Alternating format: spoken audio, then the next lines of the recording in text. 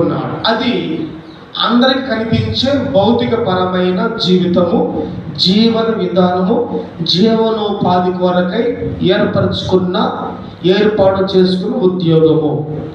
రెండవదిగా మనం చూస్తే భక్తి కోణము, భక్తి మార్గము. ఇది ఆత్మ సంబంధమైనది, దేవుడు మెచ్చుకునేది. పరమందున్న దేవునికి ప్రార్థన చేసే భక్తి.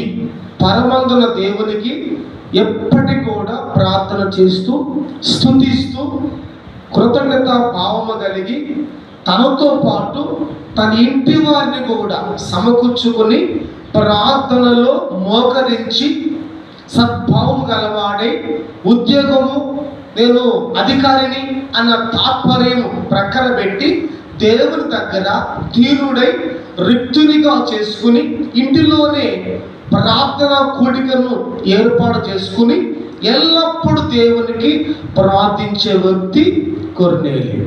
హల్లెలూయా.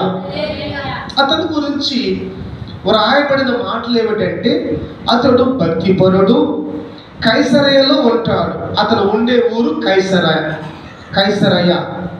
అయితే అతడు తన ఇంటి వారందరితో కూడా, చెప్పండి, ఇంటి వారందరితో కూడా అందరూ కూడా ప్రార్థన చేసేవాళ్ళే.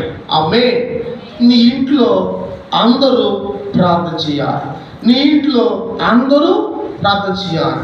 నీ ఇంట్లో అందరూ, అట్లా మీ అందరి ఇంట్లో అందరూ ప్రార్థన చేస్తే దేవునికి వినబుద్ధిగా ఉంటుంది, వినసొప్పుగా ఉంటుంది, దేవుని మనసుకు ఆనందముగా ఉంటుంది. అలా దేవుడిని ఆనందపరిచే కుటుంబాల్లో వన్ ఆఫ్ ద కుటుంబం, praise the lord, one of the family.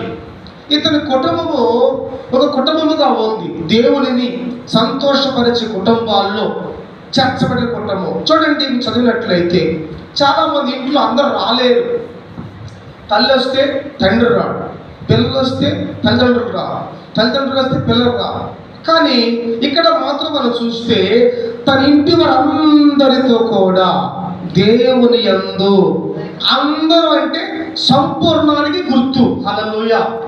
అందరూ అంటే పరిపూర్ణంగా దేవుని దగ్గర ఉన్నారు, పరిపూర్ణ ప్రభు మార్గంలో ఉన్నారు. నీవు నేను మన కుటుంబాలు పరిపూర్ణముగా దేవుని మార్గములోనే ఉందుముగాక. కాబట్టి వాక్యము బహు తేటగా ఉంది.